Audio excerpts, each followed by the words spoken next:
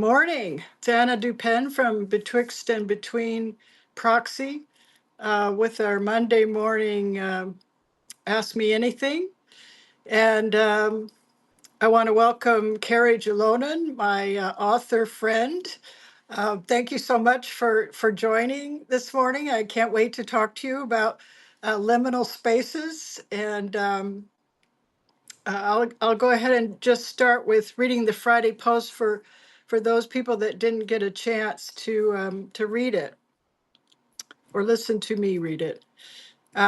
So it's from my Obvi Issues, and that title is from my granddaughter, who shortens the word obvious to Obvi, always with like a twist of her lovely face. So, obvious issues: dementia, caregiver self care, coping in the betwixt, using both and thinking.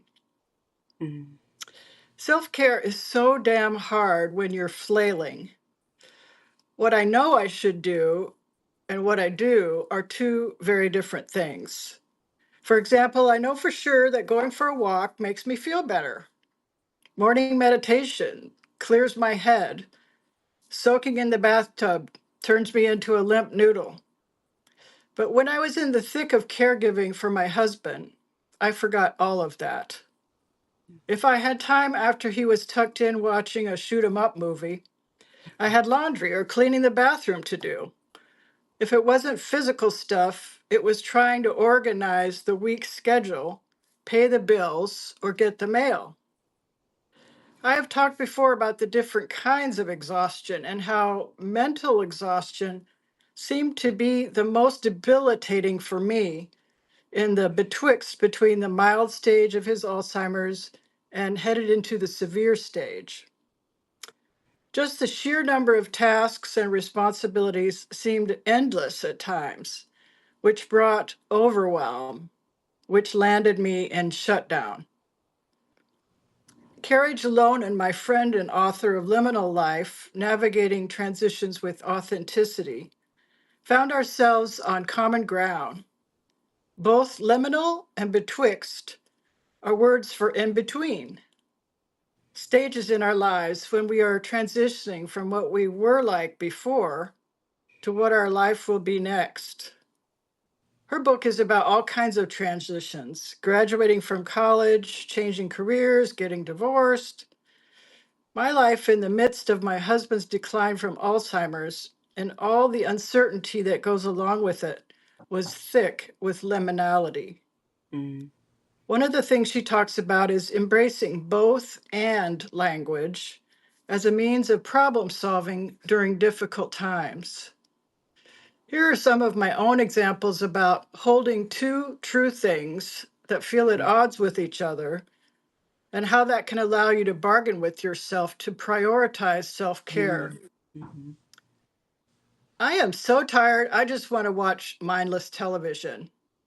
And I know I would feel better if I went for a walk.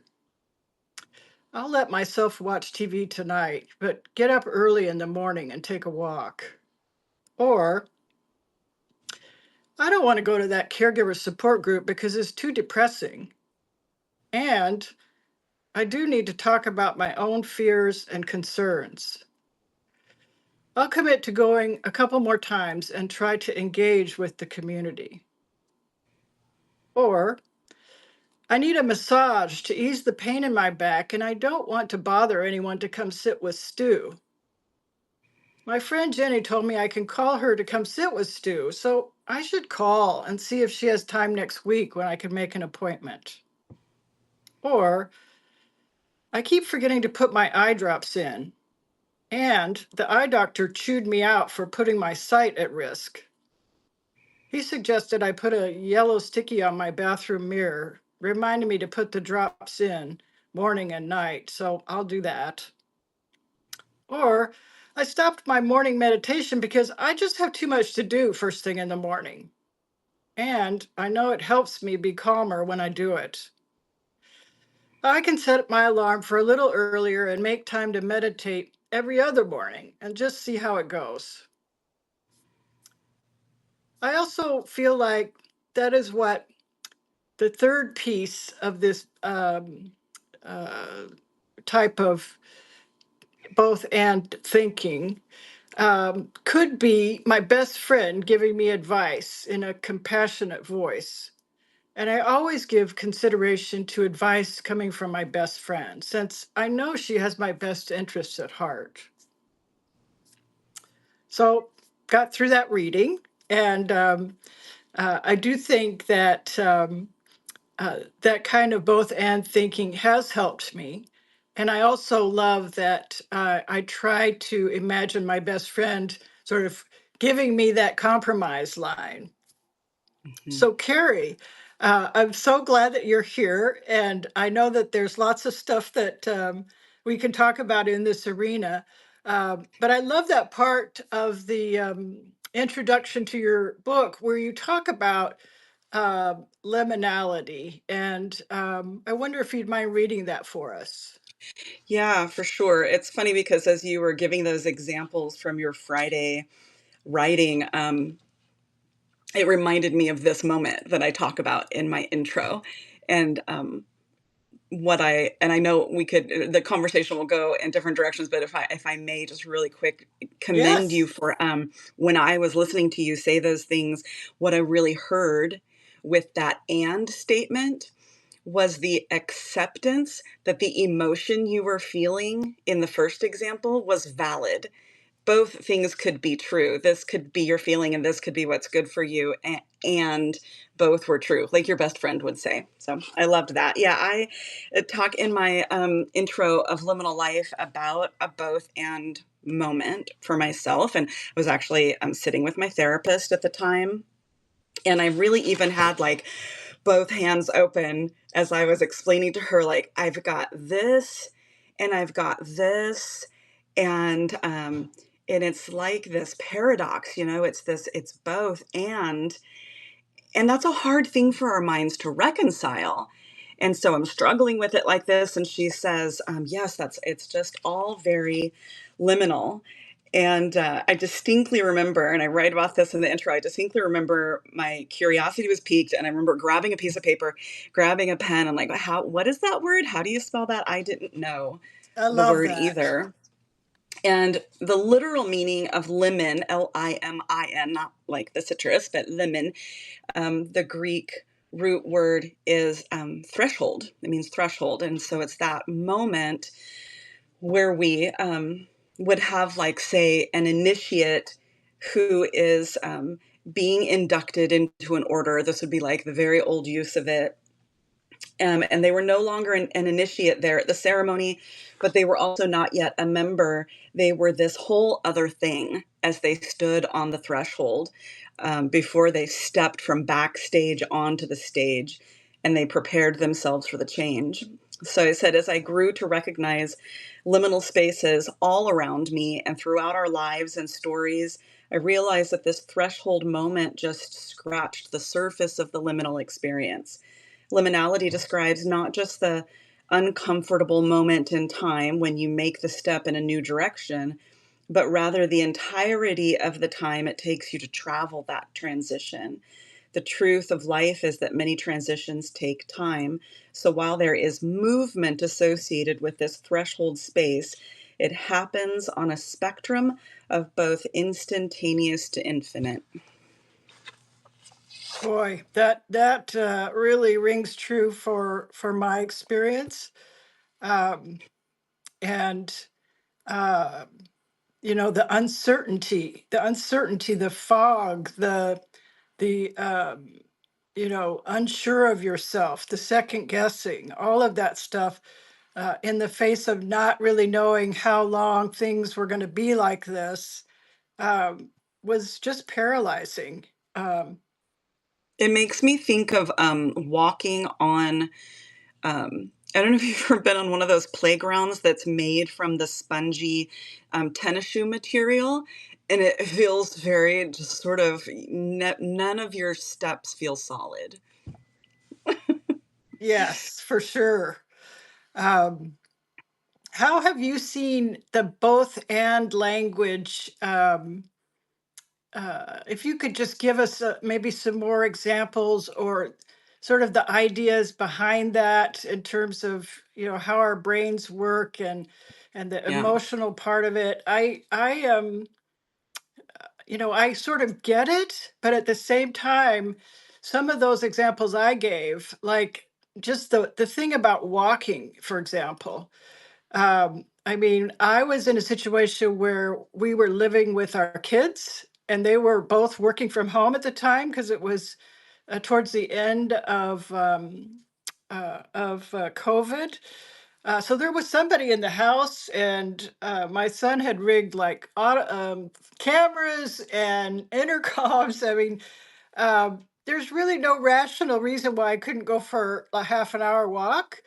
Um, but I was caught even when those times that I could say the second part of it, like I know that I would feel better. Mm-hmm. I just could not make that leap to the how do I compromise with myself? How do I bring these Yeah. two parts together and take some action? Because the sort of paralysis that for me has always felt like it came from just being mentally, unable to function.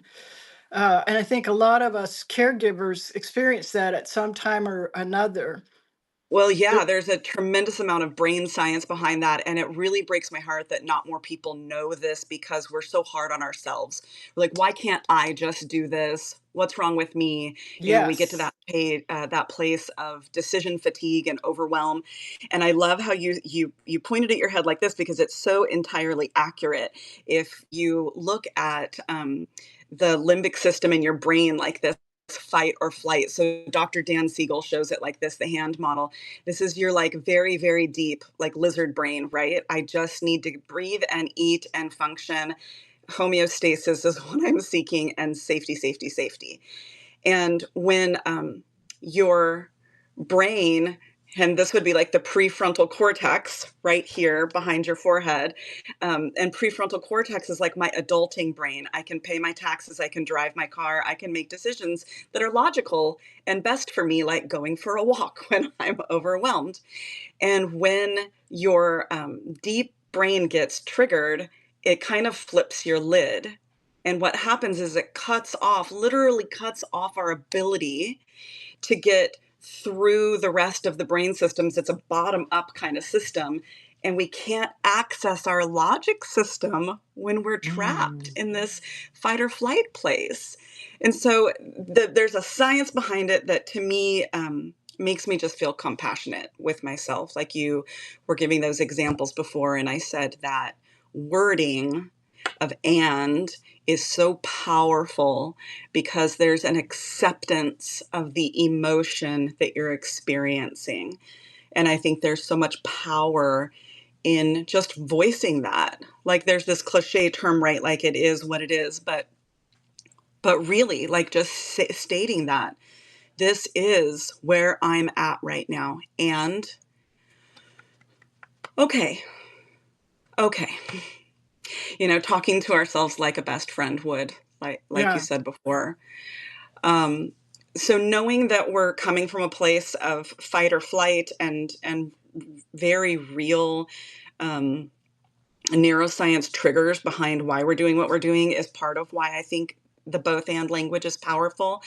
But it also gets us out of a place of one way thinking. And I think that's something else your question kind of alluded to is like, why is this language so potent and so useful, and what are some other examples of it? And I just think that it's helpful to look at the opposite of it. So the opposite of both and thinking is one way thinking, where you're very rigid and you're just like, this situation can only be right in one way. There's only one way this turns out good for me, and it's a very rigid, inflexible, binary, and it just gets us into a place of kind of, if you're damned if you do, damned if you don't. It's a real it's a place of perfection. It's a place of trying to expect perfection from yourself. But if you pivot from that and you go, okay, what are all the ways this could look? And even worst case scenario, will I be okay? Can I handle this? And so you're looking at all of these different, well, okay, and yeah, that, and it's not. Here's something I really want to say. It's not a positive thinking mindset. I'm not trying to pull away from my one way thinking is doom and gloom, but my both and thinking is sunny and shiny. And I'm going to think of 10 different ways this could turn out positive and beautiful for me. It's not that. It's thinking of all the various ways it could turn out and accepting that no matter how the situation turns out, you're going to come through it because you've got this. Self-love and self-trust. I've got this no matter the outcome. So it really takes us out of our situational environment and turns it in on ourselves. And like, I've got this because I've got this. Yeah, that's awesome. Um, I do feel like some of those both and statements feel at the time that you're going through them like the weight of the first sentence, the first part of the sentence is like 75% of the load. And then the second sentence, the after, the also, I can also remember that I felt really good after I went for a walk, that's more like a 25% of the load. But finding a way to get there, uh, and I think I became better at that over time because it was like a self-fulfilling prophecy that, when Mm-hmm. I made the time to meditate in the morning or when I made the time to go for a walk, it sort of reinforced that I got this, I can do Yeah. this. Yeah. Um, Helps your brain remember. It's like literally making these little grooves in your brain deeper and deeper the more you do something. And you can like change your brain. You can change the way that you function and think. It's like magic. yes, yes. Well, I see some people in the in the room Hi, here, so Wendy. be sure to put any questions that you have in, mainly so I can figure out how to poke on them and find them. um, all right. Let's see. There's also some nice quotes in your book, and there's a wonderful blessing at the end. But I Mm, was also intrigued by some of the questions that you ask your readers. Um, there's not really one way to answer those questions, but it does get me thinking about um, how I was feeling and reacting to those feelings in the real midst of Stuart's Alzheimer's journey between when he was there. I talk about it like this: when the guy that I married and loved deeply was there, and when he was kind of disconnected, and the way I sort of differentiated between the two of his personas, more or less, is that when he looked at me, I could tell that he saw me. I could see the love in his eyes, and when he was more living in confusion and fear, that he had these eyes that I call feral eyes. Um, and just watching that transition was like soul sucking.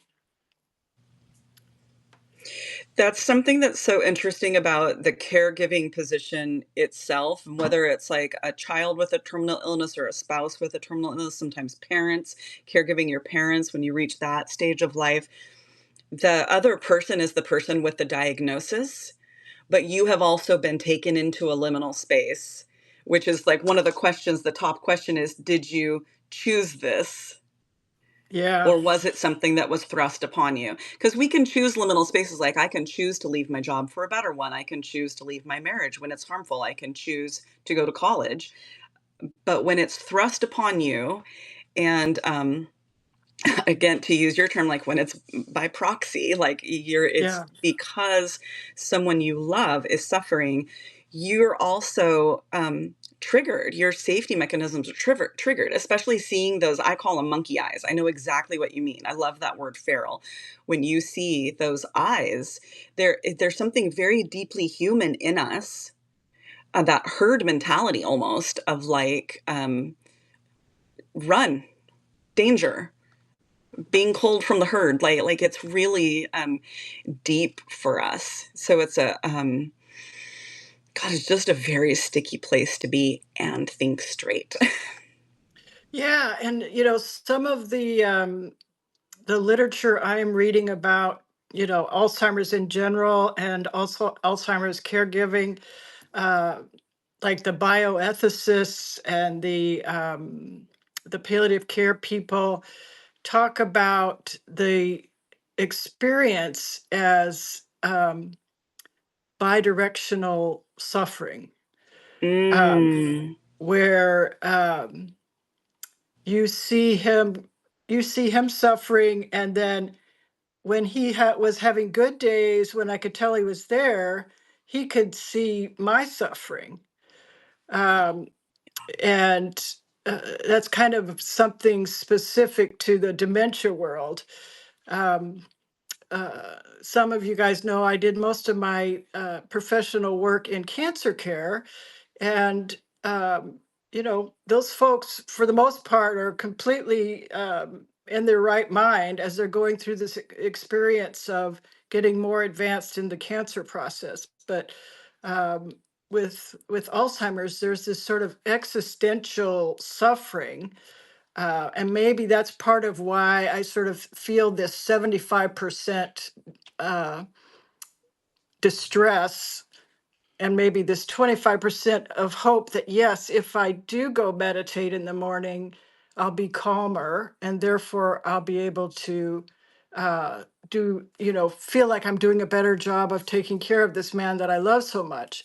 And I try actually to hear that in my best friend Karen's voice, because she's known me for half my life, and she knows exactly how I think. She knows all my self-esteem issues, all that kind of stuff. Um, Every and for some resistance that reason, you I would can I put can up. take advice from her. I certainly can't take advice from myself. Right. Something interesting listening to you describe the difference between the cancer and the dementia. It's almost like a linear grief versus a cyclical grief. Whereas it's interesting though, because we say dementia is like, or Alzheimer's, a long goodbye, right? Like it's happening over a long period of time.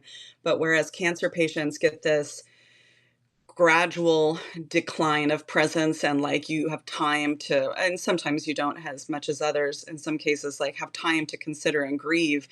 In dementia, it's a almost a push and pull of like they're here, they're not, they're here, they're not. And I mean, it's a little bit of a mind fuck. It is. It Yeah. it, it really is, because um, uh, as long as he was having more good days than bad days, it was so much easier to cope. Mm. Um, So do you and I feel like also, that 75% would fluctuate then? Like it was smaller and bigger and smaller and bigger? oh yeah, oh yeah. Um, when he was not doing well, I was not doing well. Right, right. Yeah. Um, the other thing that occurred to me is that the grief thing that I'm going through now as I write this memoir is also a very liminal place. Yeah, book Um, writing in general is, and then throw that on top of it, like the deep, intense revisiting that you're doing. yeah. Um, so I'm really deep in this kind of self-compassion mode, and I think that's what the both and thing really is about, is um, giving yourself a break, giving yourself grace. Hmm. um, and I'm getting better at it, but boy, it's a slog. Yeah. Yeah, it's work. I mean, it's so funny how they say they refer to, any good, deep, personal, existential change as the hard work, because it just really is. It's literally exhausting to create those new connections in your brain, and to have the willingness to do it, and the repetitiveness it's just hard. It's just Yeah. really, really hard. Which is why we need the blessing. Do you want me to read the blessing poem Yes, at the end of the please, book? It's so please. beautiful. And I got permission from this um, writer, because I just really, really like her work. Her name is Kate Bowler, or maybe it's Bowler, Bowler. But it's one of her poems called A Blessing for Living Between. A blessing for living between miracles, between answers, between formulas. Blessed are you who live here, this space between simple categories and easy answers. You who wonder why this is your life, why you got this diagnosis, or why you struggle with infertility, or why you haven't found your birth parents, or why you can't kick the addiction, or why your kids haven't come home. Blessed are you who build a home on uneasy ground, who, despite your trying, your asking, your searching, haven't found the satisfying feeling of discovery. And blessed are you who never will. This is not an easy place to live, outside of certainty, outside of knowing, outside of the truth. But blessed are you who realize that love and beauty and courage and meaning live here too. Amid the unease and the frustration and the sleepless nights, in the way love and courage show up through people, through presence, through laughter, through hugs, I'm going to add. May you be surprised by your capacity for ambiguity, for the way it makes you a great listener and a good friend, for you who are someone who knows how to feel your way around in the dark and squint for the stars. Wow. I wish it were easier, dear one. I wish I could hand you the answers you seek. But for now, may you find comfort in the fact that you are not alone. We are all learning to live in the uncertainty, in the unknowing. So blessed are we who live here together. Wow. That is Oh, so good. beautiful. So beautiful. Oh, It's so good. true. Um, I really heard the word ambiguous Mm-hmm. in there, because I think that's another word that describes this kind of mixture of feelings. Um, so I wish I it would have known the word, or used it more often, the word miasma in this book. I had Googled that recently for another book I'm working on. And it's that almost that image in a movie where they're walking through a swampy, dark, gloomy area, and that mist that's hanging above the oh ground. yes, That's what it feels like. Where that's the ambiguity. They have like a similar flavor to me. Those words. yes. Um, I want to just mention something that happened over the weekend that's sort of related. It has to do with the Substack community. Um, uh, One of the folks that follows me shared a Spotify playlist for when she is doing the changing the bed sheets. I think that came up because I was talking about how there's just endless tasks and responsibilities, and how do you find time for self care.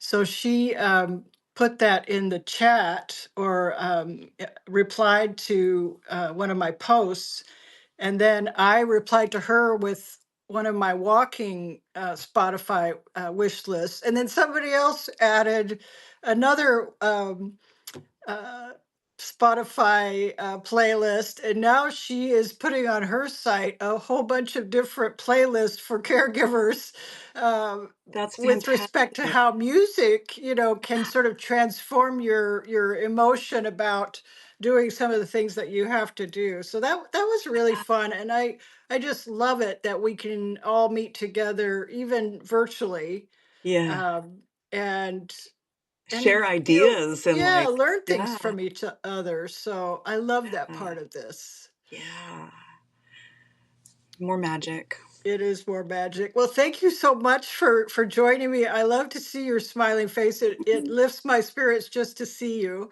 Thanks. And thanks to all the people that joined. If you have questions in this last few minutes for me or for Carrie, please put them in the chat. I don't want to leave out anybody that has a question.